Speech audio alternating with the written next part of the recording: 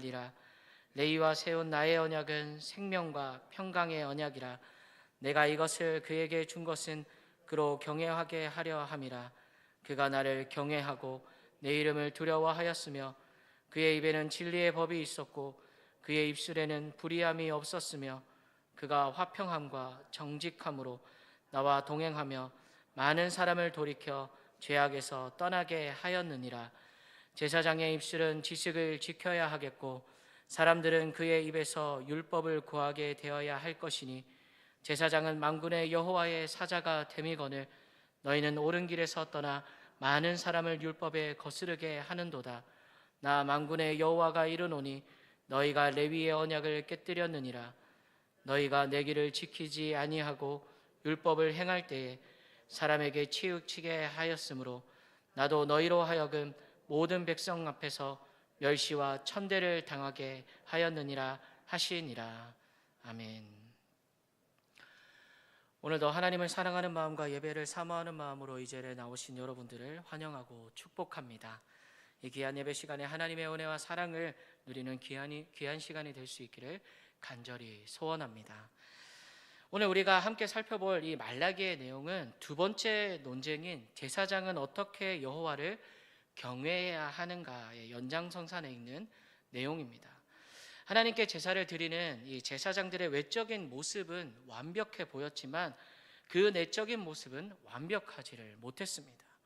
그래서 제사장들을 향한 하나님의 답답한 마음을 토로하셨는데요. 이제는 더 나아가 하나님께서는 제사장들을 향한 경고의 메시지를 던지시고 계십니다. 오늘 본문의 말씀을 통해서 우리에게 주시는 하나님의 은혜와 교훈은 무엇인지 함께 살펴보도록 하겠습니다. 먼저 1절 말씀에 보면 하나님께서 제사장들에게 명령하고 계십니다. 이 명령이라는 것은 권위를 가진 사람이 그렇지 않은 사람들에게 내리는 지시입니다. 이 지시를 듣는 사람은 그것이 마음에 들지 않는다고 해서 무시할 수는 없습니다. 명령은 자기 마음대로 해도 되고 안 해도 되는 것이 아닌 반드시 수행해야 하는 강제성을 담고 있습니다. 그래서 하나님께서는 제사장들에게 반드시 수행해야 할 명령을 내리고 계십니다.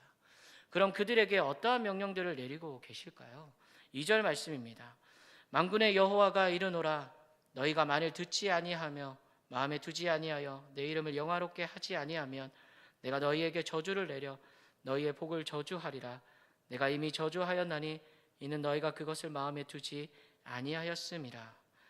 하나님의 말씀을 듣지도 않고 마음에 새기지도 않고 또 하나님의 이름을 영화롭게 하지 않는 제사장들에게 저주를 내리시겠다고 말씀하십니다. 그러니까 하나님의 저주를 받지 않으려면 하나님의 말씀을 듣고 마음에 새기며 하나님의 이름을 영화롭게 하라는 명령을 내리시고 계시는 것입니다. 여기서 듣는다라는 말이 있는데요. 이것은 귀로 듣는다가 아닌 마음으로 듣는다라는 말입니다. 그래야 비로소 변화가 일어나게 됩니다. 그럼 하나님이 바라시는 제사장은 어떤 사람일까요?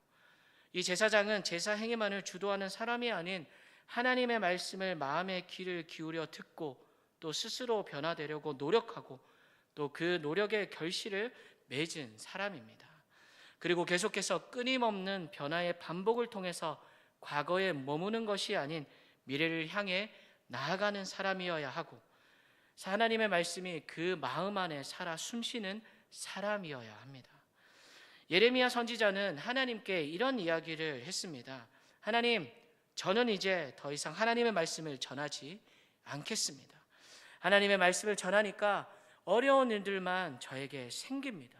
그러니까 이제 하나님의 이름으로 하나님의 말씀을 전하지 않겠습니다. 이 말을 한 예레미야의 마음은 어땠을까요? 평안해야 하는데 가면 갈수록 평안해지는 것이 아닌 불편함만 더 커져갔습니다. 그래서 예레미야는 20장 9절 말씀에서 이렇게 고백하고 있습니다. 이 말씀을 새번역 버전으로 읽어드리겠습니다. 이제는 주님을 말하지 않겠다, 다시는 주님의 이름으로 외치지 않겠다 하고 결심하여 보지만 그때마다 주님의 말씀이 나의 심장 속에서 불처럼 타올라 뼛속에까지 타들어가니 나는 견디다 못해 그만 항복하고 맙니다. 이 예레미야는 여호와를 더 이상 선포하지 않고 여호와의 이름으로 말하지 않겠다고 결심을 하지만 그때마다 주님의 말씀이 예레미야의 심장 속에서 불처럼 타올라 뼛속까지 타들어가서 견디다 못해 결국 항복해 버렸습니다. 이러한 모습은 비단 예레미야뿐만이 아니었습니다. 하나님께서 세우신 선지자들은 예레미야와 같은 삶을 살아갔습니다. 세상을 바라보면서 하나님의 분노가 나의 분노가 되고 하나님의 슬픔이 나의 슬픔이 되며 하나님의 기쁨이 나의 기쁨이 되는 삶이 선지자들의 삶이었습니다. 이러한 삶을 살아갈 때 하나님께서는 영화롭게 되십니다. 하나님께서는 이러한 선지자들의 삶을 제사장들에게 요구하고 계신 것입니다. 현재를 살아가고 있는 우리도 마찬가지입니다. 우리에게 요구되고 있는 삶이 바로 변화된 삶입니다. 변화되지 않으면 아무런 소용이 없습니다. 변화된 삶을 살아가기 위해서는 하나님의 말씀을 마음으로 듣고 또 마음에 새긴 후에 우리의 행동과 모습으로 하나님을 영화롭게 되시도록 노력해야 합니다. 만약 그렇게 하지 않을 때 어떻게 될까요? 2절 말씀에 보면 내가 너희에게 저주를 내려 너희의 복을 저주하리라고 기록하고 있는데요. 여기서 하나님은 무서운 말씀을 하고 계신 것입니다. 바로 저주를 내리는 것으로 끝나지 않고 그들에게 주어진 복도 저주하시겠다는 말씀입니다. 이것은 자신에게 복이 주어졌음에도 그 복을 누리지 못한다는 뜻입니다. 그러니까 제사장들이 하나님의 말씀을 듣지도 마음속에 새기지도 않는 것 그 자체가 이미 저주라는 것입니다. 우리는 어떻습니까? 항상 하나님의 말씀이 마음속으로 들려지십니까? 마음으로 들려진 하나님의 말씀이 나를 변화시키고 있습니까?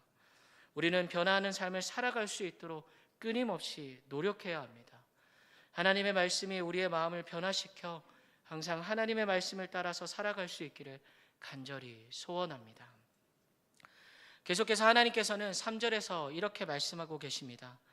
보라, 내가 너희의 자손을 꾸짖을 것이요 똥 곧 너희의 절기의 희생의 똥을 너희의 얼굴에 바를 것이라.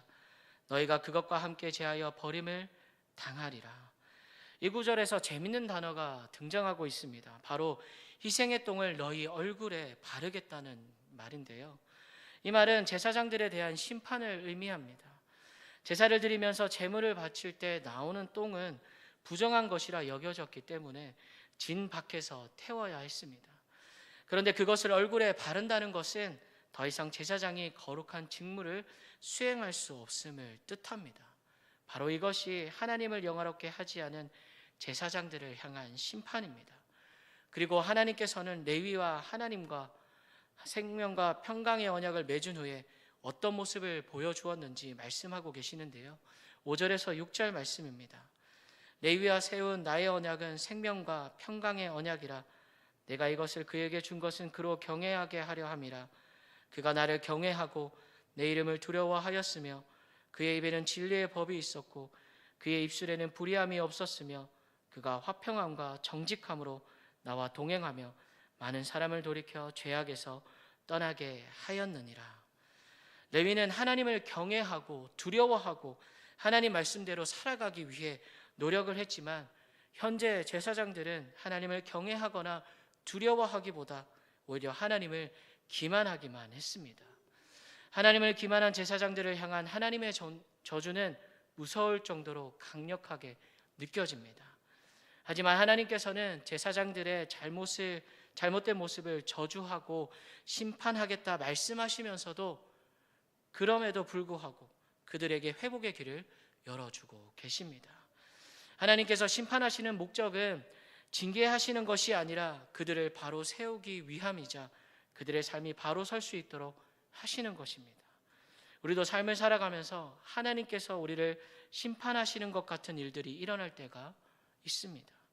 하나님께서는 이를 통해 우리가 바로 설 수 있기를 바라시고 계신다는 것을 기억할 수 있기를 바랍니다. 그리고 우리는 어떠한 일을 해야 하는지 분별할 수 있어야 합니다. 이러한 분별력을 가지기 위해서는 항상 우리의 모습을 비워내고 또 비워내야 합니다. 7절 말씀입니다. 제사장의 입술은 지식을 지켜야 하겠고 사람들은 그의 입에서 율법을 구하게 되어야 할 것이니 제사장은 만군의 여호와의 사자가 됨이거늘. 여기서 제사장의 입술은 지식을 지켜야 한다는 이 말은 하나님의 뜻에 대한 이해력과 분별력을 가져야 한다는 뜻입니다. 이러한 하나님의 뜻을 이해하기 위해서는 내 안의 나를 계속해서 비워내야 합니다. 그렇기 때문에 우리는 세상을 살아가면서 나 자신이 사람들에게 그리스도인으로서 모범이 되고 있는지, 내 행동과 모습이 그리스도인인지를 끊임없이 돌아보아야 합니다. 우리는 하나님이 함께 하시지 않으시면, 하나님의 말씀이 인도하시지 않으시면 다른 길로 빠지기 쉽고 교만에 빠지기 쉽습니다. 하나님만이 우리를 변화시키시고 바른 길로 인도하시는 것을 인정하면서 하나님의 꾸짖음을 들었을 때 변화되도록 노력하며 살아가는 우리 모두가 될 수 있기를 간절히 소원합니다. 이 시간 우리 함께 기도하며 나아가기를 원합니다. 이 시간 함께 기도하며 나아가실 때 우리가 하나님이 원하시는 삶을 살아낼 수 있기를 원합니다. 하나님이 기쁨이 되는 내가 되기를 원합니다. 하나님, 우리와 함께